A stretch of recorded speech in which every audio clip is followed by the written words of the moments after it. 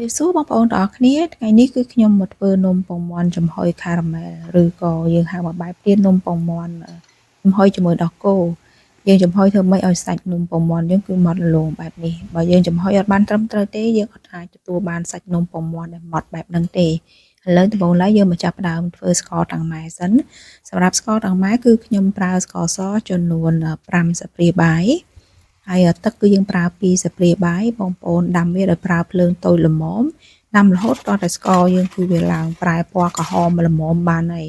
បើកាលណាក្រហមខ្លាំងពេកស្ករនៅវាទៅជាល្វីងសម្រាប់ខ្ញុំគឺក្រហមពណ៌ប៉ុណ្ណេះគឺខ្ញុំយកហើយយើងចាក់វាចូលកូនចានដែលយើងត្រៀមសម្រាប់ចាក់នំពងមាន់យកទៅចំហុយចាក់ទឹកស្ករចូលហើយបងប្អូនរូតកលែងវាតែអញ្ចឹងយ៉ាវាត្រជាក់ទៅវាកកណា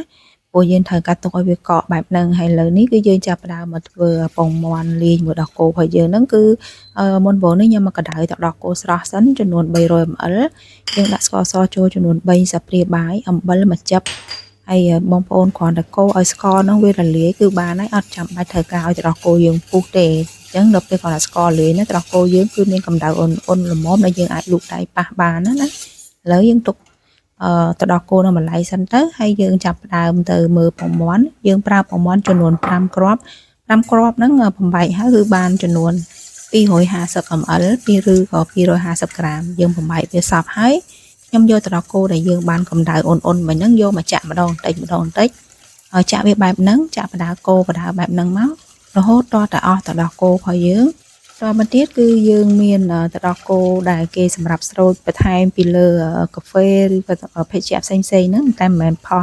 ផ្ទះលេខ2ទេគឺយើងប្រើ brand ផ្សេងផុសប្រទេសផ្សេងអញ្ចឹងណាហើយយើងប្រើវា50 ml បងប្អូនអត់មានបងប្អូនប្រើទឹកដោះគោស្រស់ចំនួន350 ml ហ្មងក៏បានដែរប៉ុន្តែយើងលាយហ្នឹងទៅវាកាន់តែឈ្ងុយល្អយើងលាយវាចូលគ្នាឲ្យសព្វហើយយើងធ្វើការត្រងវាបែបនេះខ្ញុំត្រងវា2ដងដើម្បីឲ្យសាច់ពងមាន់យើងគឺវាម៉ត់បានល្អមុននឹងយើងចាក់ទឹកដោះគោចូលបងប្អូនត្រូវមើលទឹកស្កររបស់យើងហ្នឹងវាកកនៅបើវាកកហើយចាំដាក់ពងមាន់ហ្នឹងចូលហើយ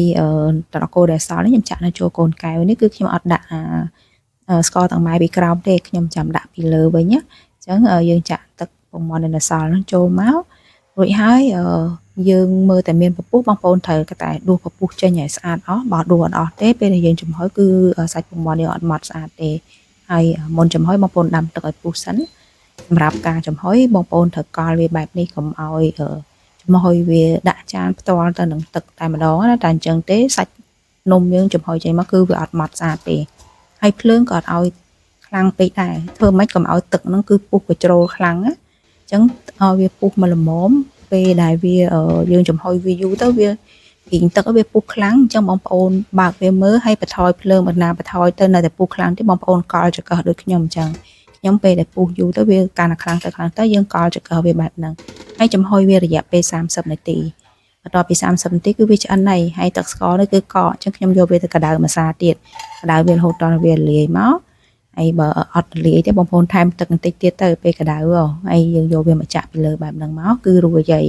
ហើយអត់តាន់បានញ៉ាំភ្លាមទេនិយាយទៅយើងយកវាទៅដាក់ក្នុងទូទឹកកកឲ្យវាត្រជាក់សិនប្រហែលជាខ្ទង់3ម៉ោងឬក៏មួយយប់ហ្មងក៏បានសម្រាប់ខ្ញុំគឺខ្ញុំទុកចោលមួយយប់ដល់ស្អែកឡើងបានយើងយកវាចេញពីក្នុងទូទឹកកកយកមកឆ្កឹះវាកន្លែងវាតិចទៅគឺវាចេញមកឲ្យបងប្អូនអរគ្នានិយាយទៅស្អាតខ្លាំងមែនតើ